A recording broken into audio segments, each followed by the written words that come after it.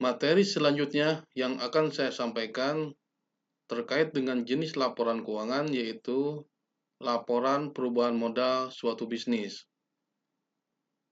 Apa itu laporan perubahan modal?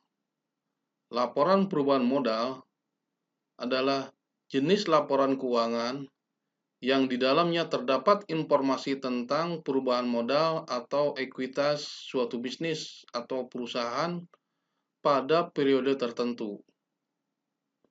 Laporan perubahan modal ini dapat memberikan informasi seberapa besar terjadi perubahan atas modal dan apa saja yang menjadi penyebab terjadinya perubahan modal tersebut.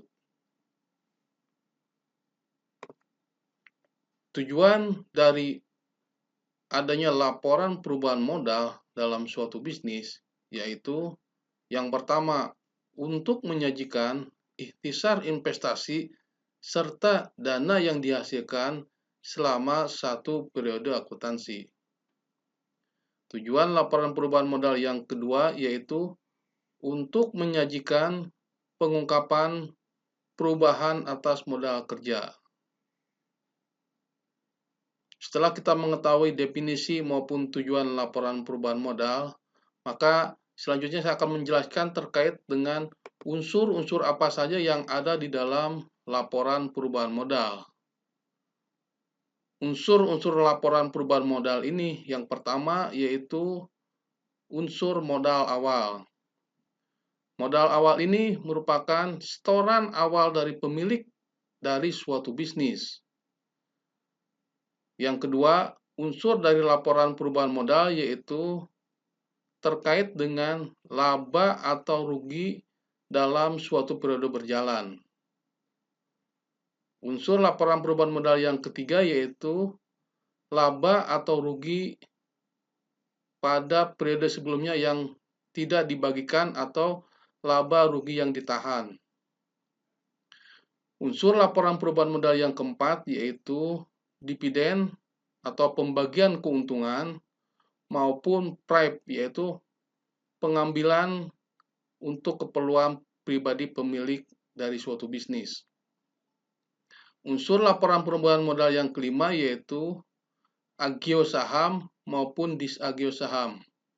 Agio saham ini yaitu kenaikan dari nilai modal saham yang ada dalam suatu perusahaan atau suatu bisnis. Sementara disagio saham yaitu penurunan nilai nominal saham yang ada dalam suatu bisnis. Berikutnya saya akan menyampaikan hal-hal apa saja yang mempengaruhi dari laporan perubahan modal. Setidaknya ada 3 hal yang dapat mempengaruhi laporan perubahan modal suatu bisnis. Yang pertama, karena adanya setoran tambahan atau investasi dari pemilik baru. Ini akan berakibat kepada perubahan ekuitas atau modal dari suatu bisnis. Yang kedua, karena adanya laba atau rugi dari suatu bisnis.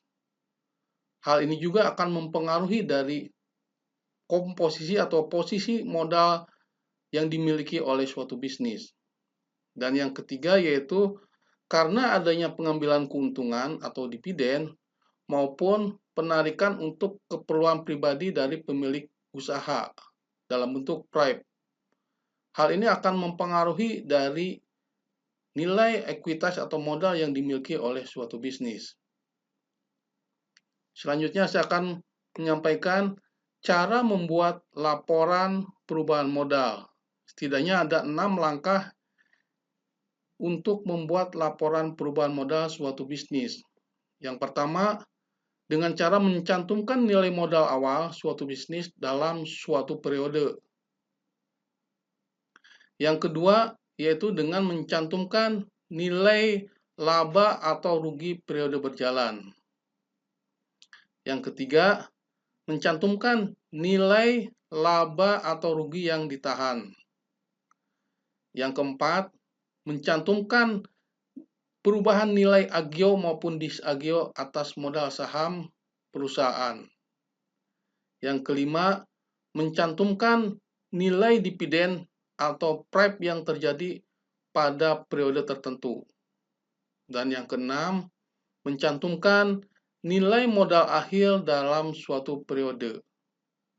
Setidaknya dengan 6 langkah ini, maka akan membantu di dalam membuat laporan perubahan modal dari suatu bisnis.